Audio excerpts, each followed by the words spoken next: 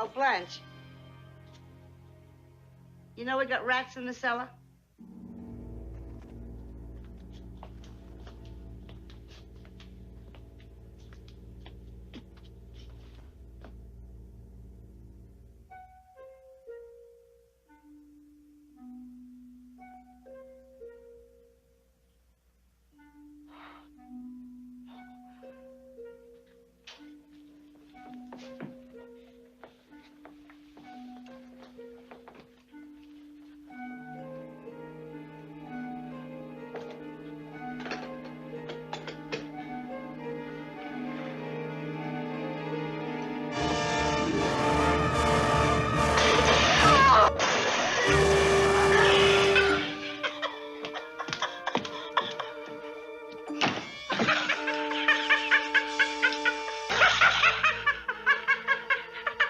Friday 95 again.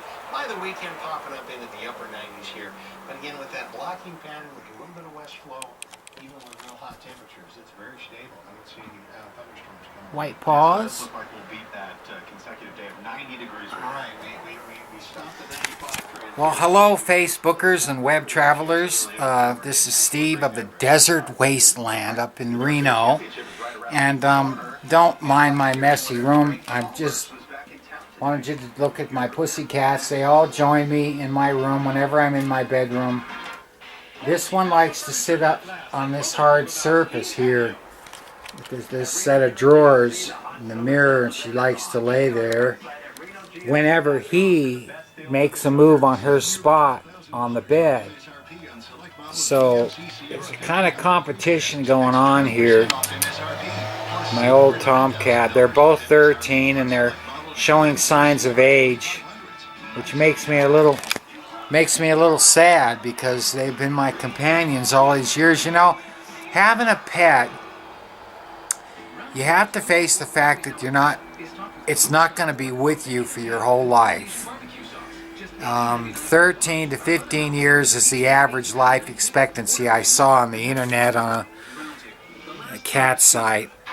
And so, you know, you have to think about that when you get a pet and know that you're probably going to have to take them to the vet and have them taken out when they get too old, you know. And cats, when cats get old, they get bony and their eyesight starts to go. Their eyes get cloudy. His I noticed today, I was looking at his eyes and they have a slight bit of cloudiness in the green. And I think he's kind of having a little hard time hearing when I call him for his food in the morning, you know. This one here has a breathing problem. Well, she gets congestion real easy whenever there's junk in the air, you know. And I watch her breathing when she's sleeping and she struggles. So there's really not much to do on that, you know. I can give him an antihistamine. I've given her 5 milligrams is the max to help clear the airways. But other than that, though, you know, it's just a sign of old age. They age faster than humans do. Pets do. Dogs and cats, they age faster, you know. So, but the thing about it is, you know, it really, really hurts though when they pass away, like a family member. And these two are my constant companions. Wherever I go, they're there, you know. And I think because they like me. But anyway, so yeah, so I'm in my bedroom watching the news, and I don't particularly feel very good. I have a lot of aches and pains. Oh man, all the time. It just hurts. I mean, I'm surrounded by all these pills I got to take. You know, there's more in the box there. No, I'm not a hypochondriac. I have to take those pills, otherwise oh man, that the disease will start eating up all my red blood cells, and it'll attack my respiratory system, and I'll be out within 3 to 6 months. You know that. And then the diabetes. I can't have any sugary foods, and I have to watch, like white potatoes and pasta and rice. I can't have those. If I do eat them, it has to be a small amount, you know. That's just a sample of what I have to avoid, because those things convert, those carbohydrates convert into sugar. And then what happens is, when your blood gets way too much sugar in it, it turns into fungus. Actually, fungus in your body. So you'll get a yeast infection. I know it sounds icky, but like for something women get, but men who are diabetics, if you're diabetic, you can get a yeast infection. And it stinks, and you have to take these pills, and you got to keep. Just washing it with antibacterial soap is not going to do it. You got to get pills for it, and then, so that's what diabetes does. Okay, so that's really scary. So it's like, I'll show you. This is a insulin pen. See, and if I can get a close up inside there. See that kind of salmon colored thing against the black? Right before it is actually insulin right in there. It's liquid. See? And what happened here, and I'll show you how the needle. In fact, I have to actually inject some, but I won't inject and show you because it's just too here. But let's here, I'll show you. This is the needle.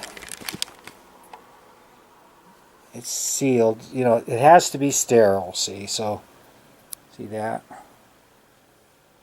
So anyway, what you do is you take the thing off, slip that off, and then what you do is you screw it onto the pen. Isn't that very simple, see? Now you've got your pen.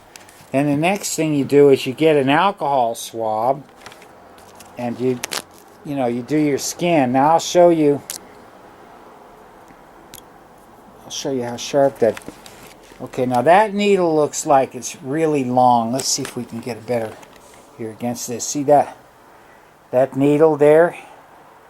There's the insulin, and then there's the needle. Now you would think that would really hurt, and it does if you poke your finger with it. But if you just plunge it really quick into you have to wait a minute, I'm back here. What you have to do is the fat on your body has to have some fat on it. Subcutaneous fat, I think is what it's pronounced.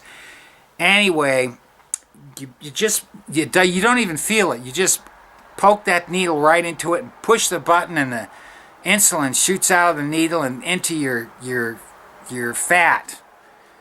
And you hold the needle in there and count 30 seconds, and then you pull out, and then you rub it again with the rubbing out the alcohol, to keep the area clean. And that's all it is. But it really, you think that needle, oh God, I'm not ever going to inject that. Don't say that. I said that too. I just kept backing off from injecting, and as my condition changed, I had no choice but to have insulin. That's how the diabetes is. At first, you just take pills for it, and then as time goes on, it changes. So it's very annoying. But anyway, so yeah, I open that up and swab my area, and then I just do it real quick. Don't even feel it when the needle's in me. When I'm holding it, I don't even feel it there. But sometimes I have poked the tip of my finger with the needle, fooling around, trying to put that cap back on. And, oh man, does that ever hurt when you actually poke your finger where all your nerves are? Oh my God, see right here in that jar is a whole bunch of used needles. And these go to a special place at the clinic where they dispose. You don't want to throw away your needles into the junkyard, the garbage place, because they're well, it's got my DNA and blood on it, and they want to.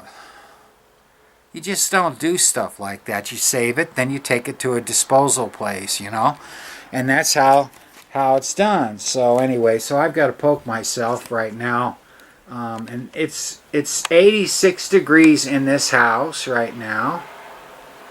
And look at that beautiful little gray cat. Isn't she just lovely? Boy, what a beautiful cat. And that big fat one there.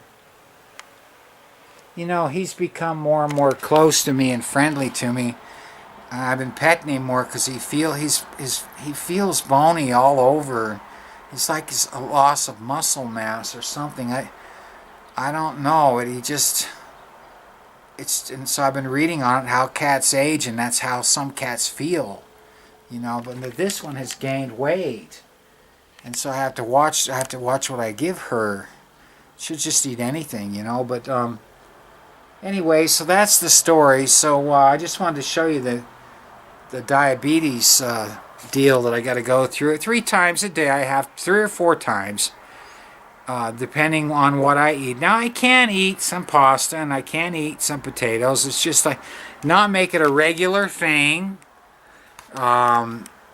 Maybe once in a while things. I never eat anything like pizza, although I love it, or lasagna, or all that cheese and stuff, and a lot of fat in it. You got to keep your weight down too, and my weight's I could stand to lose about 20 more pounds, but other than that, I'm okay.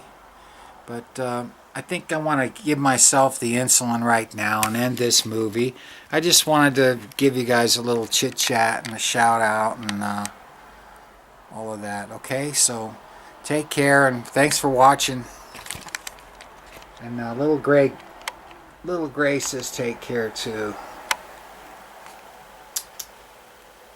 Sweet little thing.